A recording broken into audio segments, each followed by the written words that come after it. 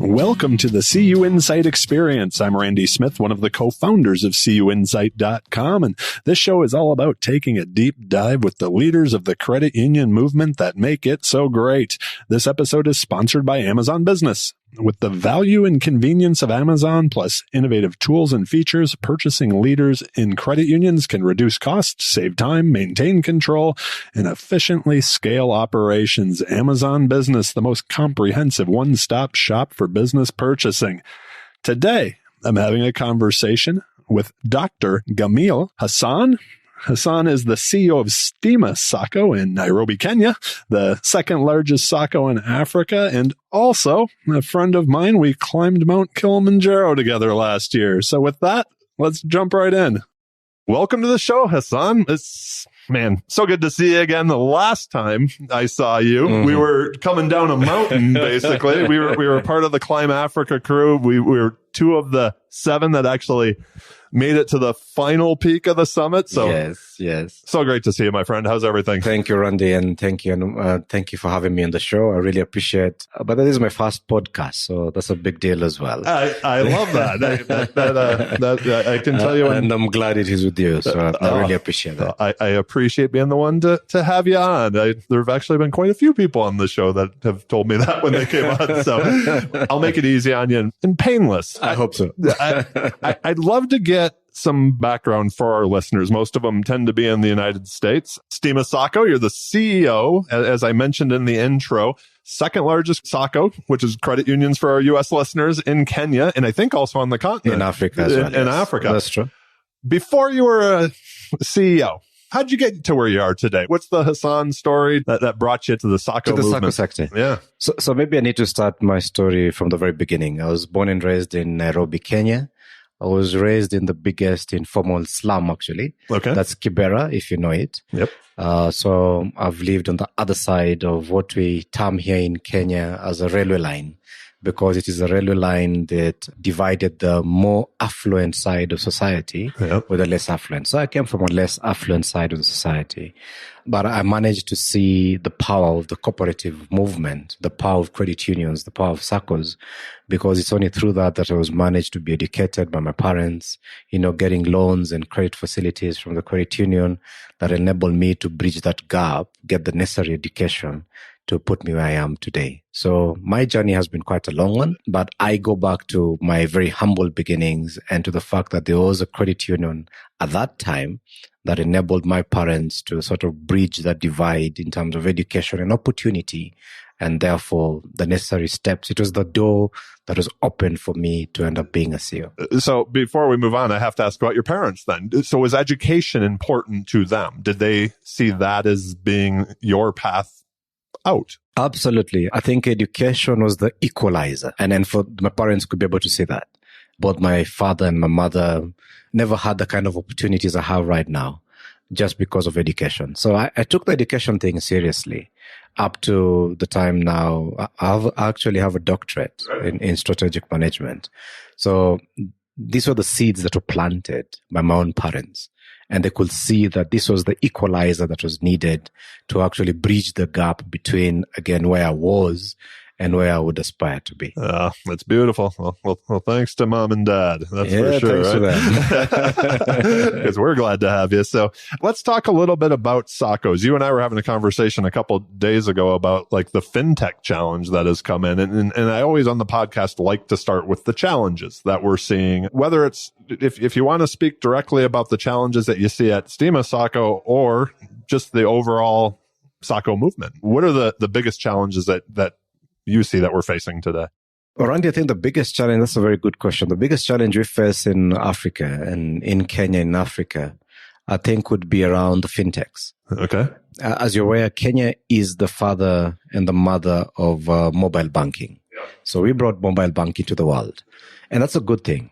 But on the flip side of it is that with the coming up of the mobile banking platform, it actually meant that we have also opened up ourselves to competition.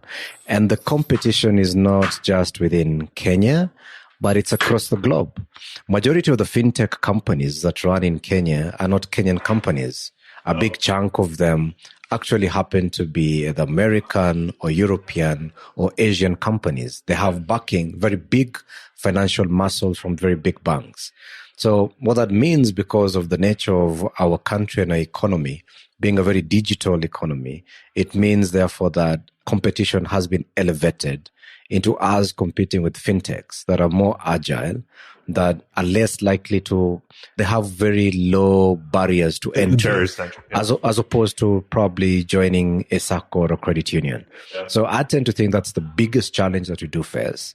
That it's a positive thing too, because it also means that we need to up our game if you're going to be adaptable and to be able to survive, and also to be able to be competitive, and most importantly, being relevant to our membership. That is a question I ask often of your American counterparts, is how do we stay relevant, right? With the fintechs coming in that are out there. There was something when you and I were talking before that you mentioned that they're kind of flipping the script in a way where, like, you know, in the SACCOs, it's kind of save first, then lending. They're coming into this younger generation, to everybody out there, and making it very easy to borrow first. Absolutely. Before you even talk about savings, if you ever talk about it. Yeah, right? Randy, right on point, because the big problem we face here is that our model, unlike maybe the credit unions in the US and in Europe, is that we are a savings and credit cooperative. Right. Emphasis on the word savings. And our model is about save fast.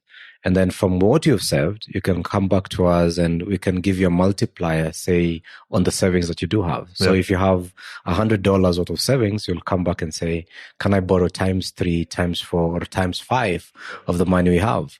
So here walks in the fintech, and the fintech says, okay, hold on, guys. Just because you're on Facebook, we can utilize your profile on Facebook to lend to you up to $50. Yeah. Just like that. And remember, we do not have a credit scoring mechanism like you do have in the US. Yeah. So we rely more on what you call the guarantee model. And the guarantee model is a beautiful one, is whereby majority of Kenyans do not have collateral. You don't have a car, maybe you don't have a house that you can put in place as security. And instead of that, you're saying, okay, hold on. If I'm borrowing, then I can bring in 5 people who can guarantee that this facility is going to be paid from. So that has been our model, but that's what is being upended by the new fintechs in town. We've talked a lot about it here at SACCO Congress, but that idea of barriers to entry, the fintechs have brought those down, it seems like, across the world, right? So a twofold question here. What has you most excited that you and your team are working on at the SACCO?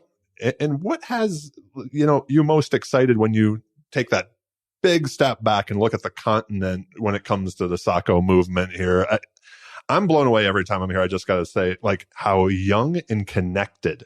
I mean, I think the average age on the continent is 19 years old, and everybody, I'm going to hold up my cell phone right now, right? Like, everybody is connected. And so education seems to be, it seems to be exciting. It seems to be an exciting place to be. So a couple of things runs through my mind. I think let me speak for my credit union. Stima Sacco came up with what is called an innovation hub.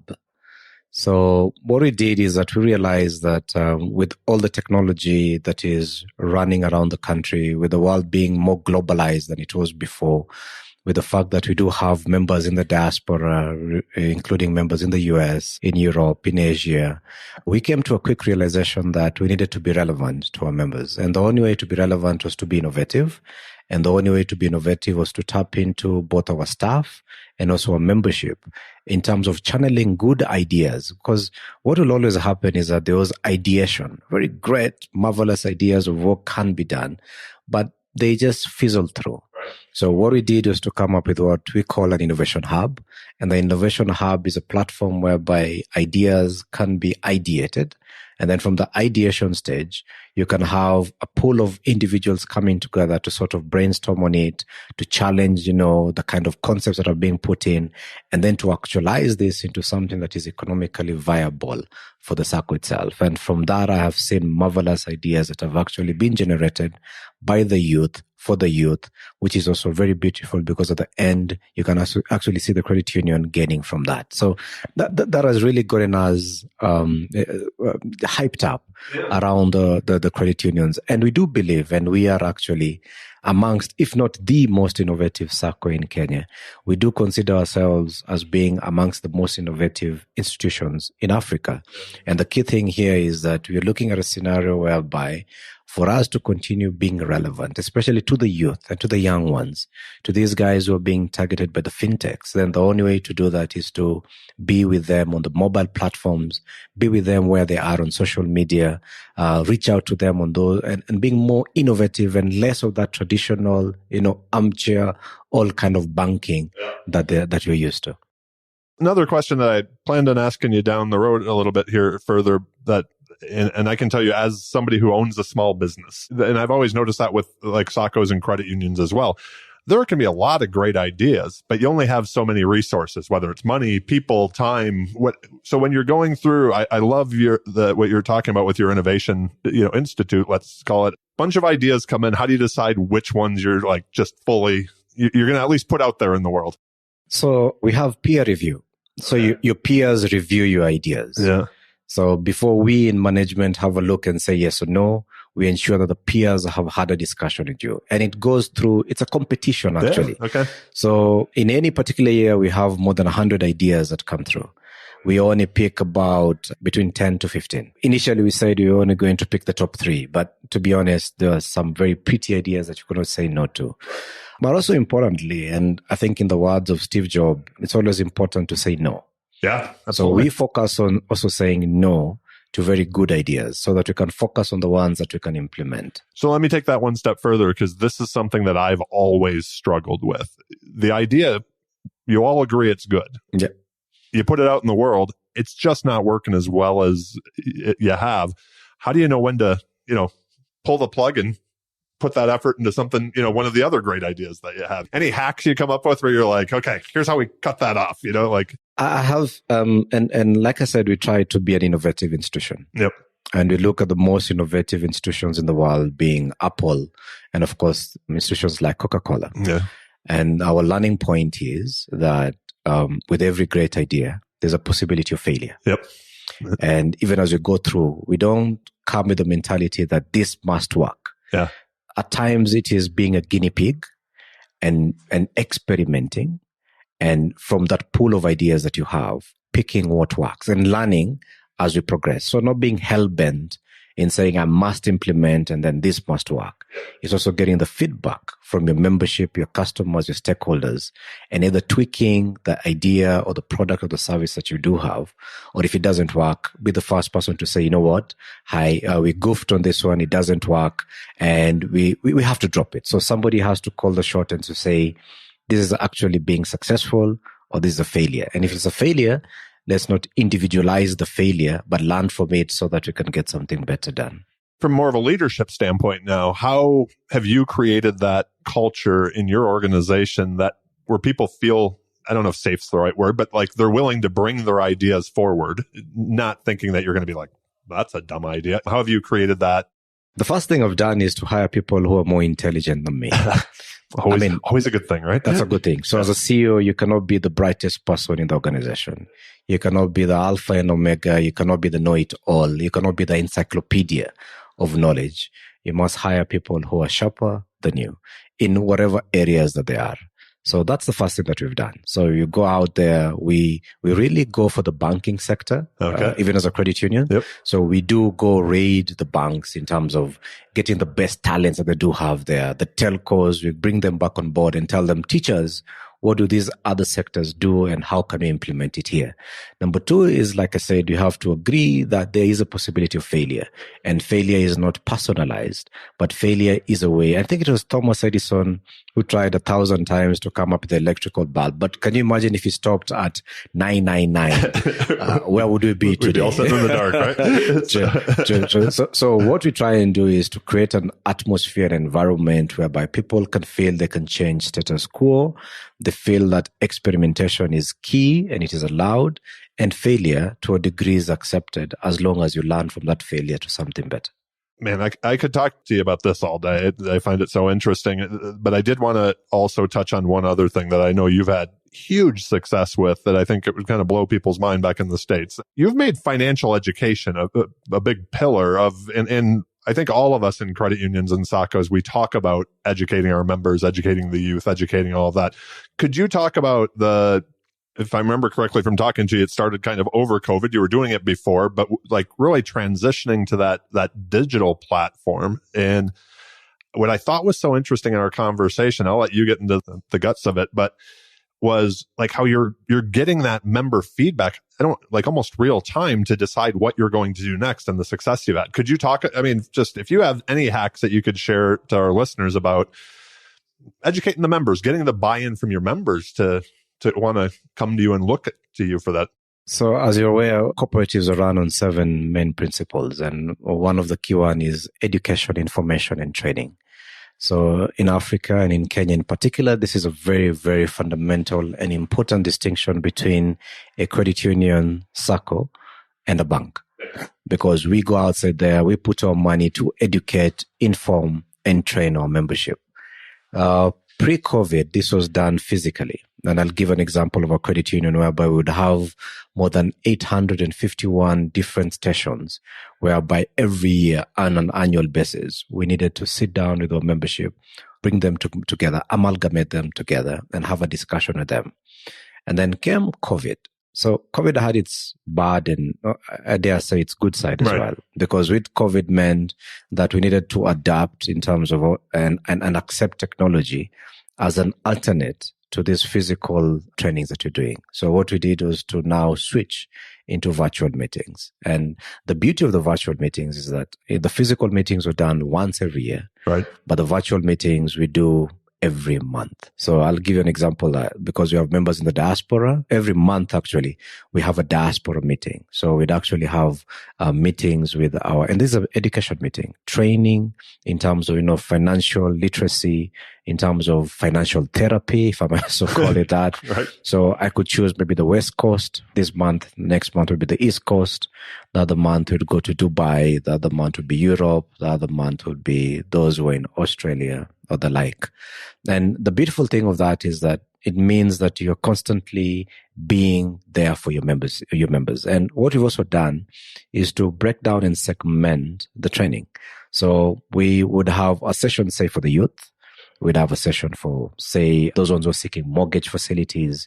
You'd have a session for those who are seeking, you could segment it in terms of anything that you can think of.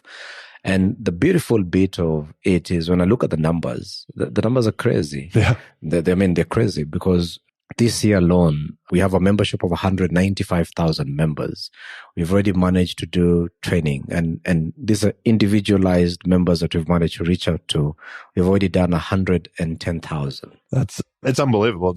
Even for us, it's unbelievable because in the past, only 43% of our membership who could gain access after a whole year of just doing those physical trainings. But here it is that you've done almost more than 50% of our membership in a span of very few months. Yeah. So we appreciate the fact that with the Zoom calls and everything, we see up to almost 7,000 members attempting to join at any particular time just to be able to have a discussion with us. And I think for us, it's mind-boggling and mind-blowing. And I think we're onto something as far as the virtual trainings are concerned. Absolutely. I have a feeling people are going to reach out to you about that one. It's going to blew my mind. I know that. I'd be amiss if I didn't ask you a little bit about your Kilimanjaro experience. I know that are we going there now? we are going to go there for a minute. I've got some questions I want to just ask you about general leadership, but I'd feel bad if I didn't. Gary Singleton was on the show in the past year. Jill's been on. Caroline Willard has been on. It's kind of that like. I love that it's now been a year though, like since you and I are sitting down, because we were talking about this a few days ago, but when you look back on that quickly, why did you say yes? When George and Lois called and they're like, hey, you want to go to the top of Africa? Why did you say yes? But then now that you look back on it, like, did it change you? When you think back, what's that experience mean to you? To be honest, Randy, I don't think I knew what I was getting myself into. I said yes because it was a cooperative movement. It was a credit union thing, and we were doing this together. Yep. And it was for a good cause. Absolutely. So, that was the reason I said yes. But in hindsight, wow. I don't know. That mountain, I had an attitude adjustment after the mountain. I think I took almost 9 months to recover after that. You and I have had this discussion, and I lost 3 toenails. We both lost 3 toenails. We shared that. So there's a part of me that is left up in that mountain. Yeah. And you and I also know I was the last one up. It took me 21 hours in total from start to finish. Yeah, that summit, that was one long... that was brutal. Absolutely. Yeah, so 21 hours. We were worried about you. Yeah, and I gave up many times, to be very honest. I honestly gave up a dozen of times as I walked up the mountain. First, everyone had gone and I was left behind. And I kept saying, do I really need to do this? First, your body gives up. Then your mind gives up. And at the point is the point of turning back. But that's when I believe that we have a soul. That's me. I don't know I don't know what people believe in spirituality and everything else. But at that point of time is when I believed as a human being, I have something other than my physical self and my mental self. And that's what pushed me. Something else ignited in me to say, you know what? Your mind says, dude, you're going to die. I mean, this is you have no oxygen. You're almost 6,000 meters up there and there's nothing to breathe. So come down. Your body says, you know what, give up. Just sit down and sleep. But somehow you ignite. So I think you discover yourself. And for me, it was a self-discovery of who I am and what more could I be able to do in the face of adversity. And I'm glad that I did finish the climb up. And I don't know. A question I always have is, knowing what I know right now, would I go up that mountain? Wow. I really don't have an answer to that. I'm not sure I do either. I honestly don't. And I know they've been asking all of us here this time around, and I don't think I have a good answer for that either. I don't have an answer to that. But it was a marvelous thing. It was a good thing that we did. It created a lot of awareness around Africa, around what the SACCOs are doing. It created a lot of excitement back in my country in Kenya. Remember, I'm the only African CEO from a credit union who summited. So I mean, I feel good about that too, that I was also able to represent the credit unions in Africa. And yeah. I'm with you, but that's a hell of an experience. Yes, I'm glad we got to share it. Yes, I'm glad we completed it and all made it back down. Yes, too, we did. Will we do it again? Only time will tell. Who knows? We're not gonna make that commitment on recording. Yes. But, you mentioned your education earlier. Is there one investment that you've made in yourself that's really helped shape your career that you can think of, or that you'd point to? I think the biggest, like I said, I do have a doctorate and I have very many other certifications, but I always go to my D certification. So I'm a development educator.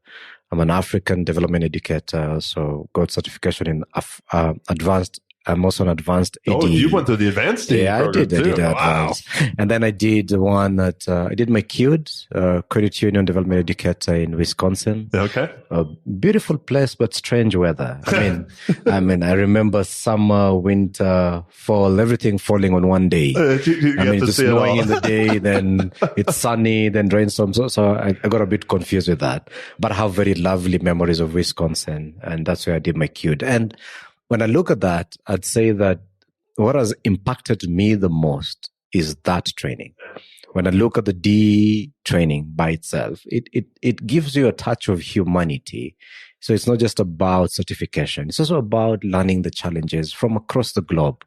We managed to see, I don't know what you call them again in the US, the place where you assist people when they're not doing very well in terms of food and the like. Oh, like a food pantry? Yep. Yes. Yep. So we went and visited that, and it was an eye-opener to see what credit unions were doing in the US to assist people who are not so much well off. And just kind of the key things you pick up and come back home and say, okay, hold on, guys.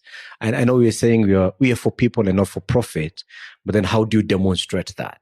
So these are the kind of things that you're able to pick from across the globe, sharing all these experiences. From everyone across the globe, and coming back and trying to implement that in your own unique way. Every time I come here, I get that same thing where I come back and I'm like, boy, we could be doing something better back home, right? So I think that wherever it goes, both sides, right? Both sides, true. And I would agree with you on that. That would be mine as well. When I went through the CUD in the United States first, it connected all the dots for me. Yeah, isn't it? It was right? like, I knew I loved working in credit unions, but I couldn't explain it really well. And that connected a lot of dots. And then just this past year doing the ADE just blew my mind. It sort of also gives you a purpose, doesn't it? Yeah, it does. It's a purpose in life. Very much. And it feels joyful knowing that you're not working just to get a good salary and drive a nice car and live in a good home, that you're actually doing something that is way bigger than you. And that the impact you have as a leader is huge on all those people who actually look up and depend on you. So one of the questions that I was kind of excited to ask you about, and I know many of my friends, like as they've like come up in the business, they become CEOs. One of the surprising things about getting to be the boss is all of a sudden you have a bunch of bosses above you. And that board relationship is can be an interesting one for somebody who's never done it before. If there was a new CEO that's starting November 1st, let's just say, or is there a word of advice or a bit of advice that you would have on that relationship with the board, not only your team, but the board above you? That's an interesting one. And if you're a CEO for a very long period of time, it means that board relationship keeps on changing because the board members also keep on changing. So I don't think there's a silver bullet for it. But my thinking would be that, number one, I'd say be yourself. Know why you're there as a CEO. Get to understand the vision of the company that you're running. Get to see whether that aligns with your own personal vision. And that becomes very much easier for you, because if you're aligned in terms of the goals that you're pushing on in your life, vis-a-vis the goals that institution is pushing, then you very quickly become aligned. Having said that, then it means you need to invest quite a lot into the stakeholder building. I think you need to carry out what a term stakeholder mapping, find out who are these people within your sphere of influence who are very powerful and very influential. And I tend to think that, like you said, in Kenya as an example, we have nine bosses because you have 9 board members. Yep. Yeah. So you need to find a way that you can have a relationship with the board as a singular unit, but you also need to find a way that you can also have a relationship with the chairman of the board and also with the individual board members. And all of this has to be cohesive in a way. And I think what you're attempting to do, and I'm not saying we are perfect, I think it's always a learning curve for anyone who's a CEO. From my perspective personally, what I say is that engaging with the board, engaging with them as a key stakeholder, ensuring that you all have a shared and a commonality and vision is the only way to ensure that you and the board can be able to attain your goals. So having a shared vision is critical, very key, and moving together as a team. And of course, ironing out any differences that might appear. We are all human beings and every person has, and it does happen in relationships. They're not always smooth, they're not always perfect. But if you have a shared vision, a commonality of purpose, then you can agree to disagree and disagree to disagree on some issues, but still move the institution forward as it is intended to be done. That's a good answer right there. What do you think? You've been a CEO for a little while now. What do you think makes a good CEO, or as you're looking through your organization, like bringing up other leaders, what, like today, like many of the books we may have read in business school, times change, right? What about today? 2023, what does it take to be a good leader? I think a CEO must accept that he or she is the most ignorant employee in the whole organization. I honestly believe that. If you do agree that you have an element of ignorance, then you become a good CEO. And I say this because if you have a know-it-all attitude, then everybody will just sit back and say, you know what, you do it, you know better. So it's good for the CEO to know that. And look at it this way. The people who are under you are experts in what they do. Absolutely. And there's no way you're going to be as good as they are. So, but you're good at generally managing everyone around you. So the CEO must be an eagle, in my opinion, strategically soaring very high and ensuring that they have a bird's eye view of everything that is happening. Don't be a fox, because a fox means you're chasing a rabbit down a hole. And once you do that, you lose sight of everything else. So my perspective is that, and again, I go back to my first point, is that hire people who are more intelligent than you. That's extremely, extremely important. I love that. Don't say that I must be the individual who knows it all. If you do that, then potentially you're about to fail. I couldn't agree more. A couple of quick questions before we have a little bit of fun with some rapid fire questions. But a career in SACCOs for that young person that's starting out today, as we look forward, like, what does that career, if young Hassan was coming out of university, you're starting day one, what does that career look like 5 years from now? That's a good question. I also wanted to add something in my initial point, that insofar as a CEO is the most ignorant person, he should also look for knowledge more than anyone else. So get to understand that you're ignorant and therefore seek to have all the knowledge that you need to move the institution forward. So in Kenya, the banking sector has been established longer, is more established rather, or bigger, that's even a better word, than the credit union sector. But we do believe that anything a bank can do, we can do, and we can do it better because we are listening and we are caring and we are member-owned. So the banks deal with customers. And as far as I am concerned, the banking sector is an association of capital and money. We are an association of people. And if you can look at it from that way, then there's strength in people. And if you're coming in as a new CEO and looking for a career path, then there's a lot of fulfillment in dealing with people and not just dealing with money for the sake of dealing in money and dealing in profits.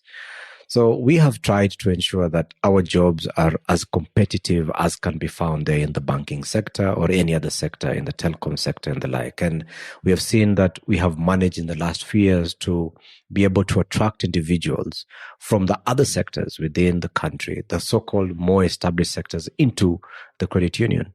And our belief is that we are just starting to grow. We think that there's a lot of growth, there's a lot of room for new ideas, for people who can come and can be inculcated into the credit union philosophy of people putting people first before profits. And if truly that's your calling, then I think there's a lot of growth for you within the sector. I don't think that we in the credit unions have even scratched the surface in terms of inclusivity, in terms of ensuring that more and more people are actually on board as far as the SACCO sector is concerned and what you can do. And again, if you're a young person, I do think that this is the place to be at so that you can come and grow this sector to something much bigger. I love that. Okay, so on the show, we always ask just a few fun rapid fire questions at the end. The first one, what was the very first job you ever had? Ever made a few dollars at? I was an insurance salesperson. Hardest job in the world. Insurance sales. I actually did a little insurance sales myself early in my career. So I do agree with you. When you were a kid, young boy, what'd you want to be when you grow up? The president. Awesome. Good talker. That may still be in the cards. Jeez. I had big dreams. As a kid. I love that. I love that so much. When was the last time something, whether it was personal or professional, just amazed you? You're like, wow. I mean, every day I'm amazed. This week by itself, just being here, we are actually in Botswana for the 23rd SACCO Congress. It's been amazing just listening to all the speakers who have come on board, all the brilliant ideas everybody's having. So mind-boggling and mind-blowing in terms of what can be done for the credit union and the SACCO sector. Absolutely. Yeah. So I know you have a beautiful family. You got children at home. We were just talking about they got to know you a lot better and you got to know them a lot better over the pandemic, right? But often, as you just said a minute ago, you have big dreams. And when we're chasing the career and you're the CEO, so you tend to probably be in early, stay in late.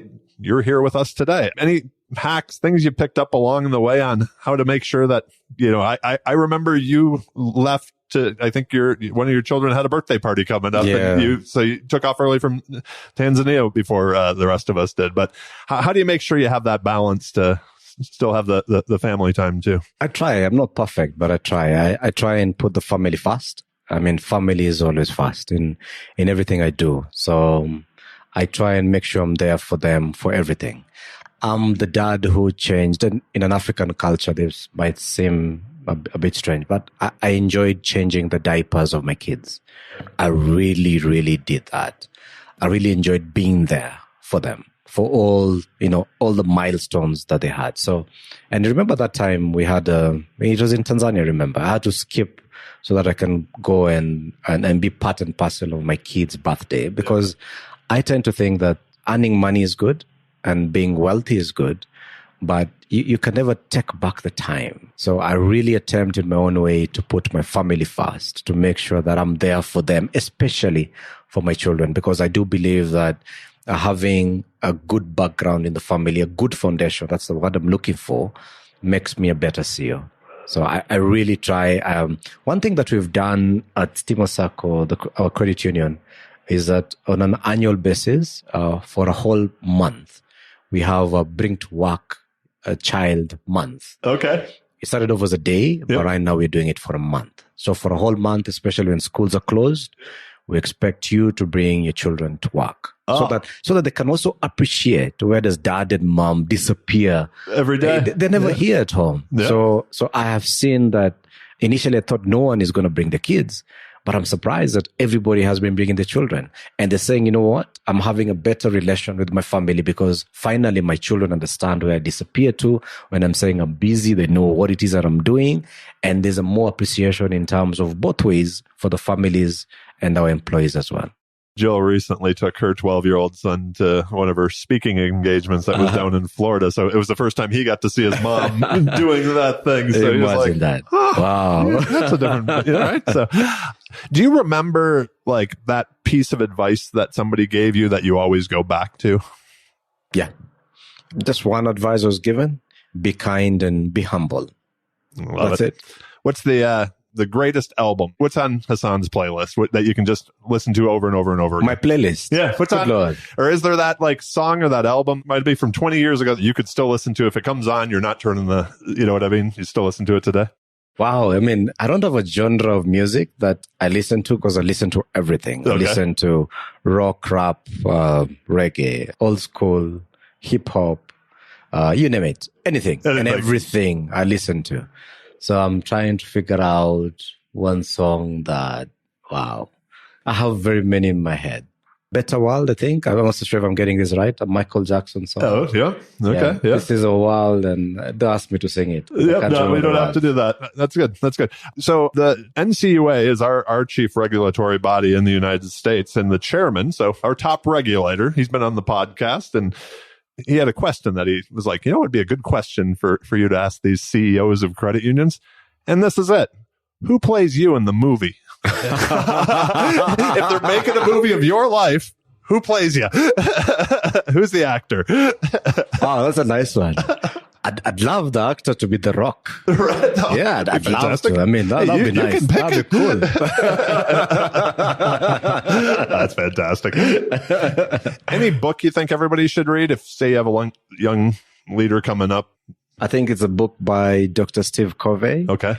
The 7 habits of highly effective people. Yeah, that's it. That's the book for each and every person. I think that's the book that you should read. When you hear the word success, who's the first person that comes to mind, and why? Wow, the first person? Yeah, that popped into your head.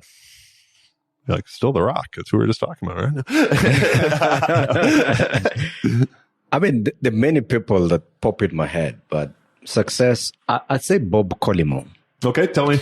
So Bob Collymore was the CEO of Safaricom. Safaricom is the largest telecommunicating company in Eastern Central Africa. And success to me, why I pick on him, and he passed away a couple of years ago. But the reason why I'd say I think about him in terms of success is that his background was a very humble one. Okay. Yeah. He never had the kind of education that we do have, didn't have the degree that we do have, and somehow became the CEO of the largest institution in Eastern Central Africa. Yeah. That's so impressive. For me, when I think about success, then I think about him. And you got to think that the Safaricom connected Kenya, right? Like, I mean, so many people that didn't have any access to absolutely, and also connected the world. Absolutely, with the mobile money, the invention. Inventing M-Pesa and the like.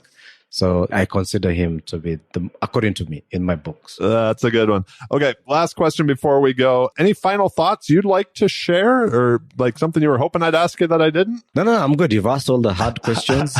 You've asked all the questions I've hoped you'd you shouldn't ask. So thank you. No, but seriously, mine is just to say thank you very much. As I said, this was my first podcast. I know this is being heard within the US, so good. I'm happy that I'm also reaching out across to a different continent.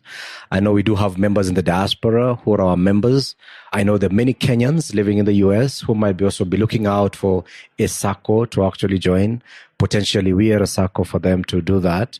And I'm hoping that the message that we spread across the world and across the globe around the credit union can be picked up and amplified, and we can make this world a bit better than how we found it. That is a beautiful way to wrap this up, my friend. If people want to get a hold of you, are you on LinkedIn? Is there a place that they can try to connect? Or? Oh, yes. I'm on LinkedIn, Twitter.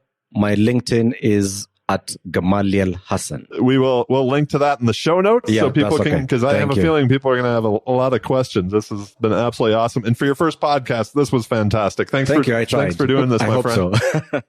A few things before we go. Make sure to check out Amazon Business, the most comprehensive one-stop shop for business purchasing. We appreciate their support of the show, and I appreciate getting to have this much fun doing what I do. Please also subscribe to the CUInsight experience on your favorite podcast player. We are on them all. And if you're looking for a book mentioned on the show, whether it was today or in the past, a quick Google of the CUInsight experience podcast book list, and your next read is on its way from Amazon. Last, but certainly not least, I want to thank all of you for listening. Y'all rock, and I greatly appreciate each and every one of you. Be well, friends.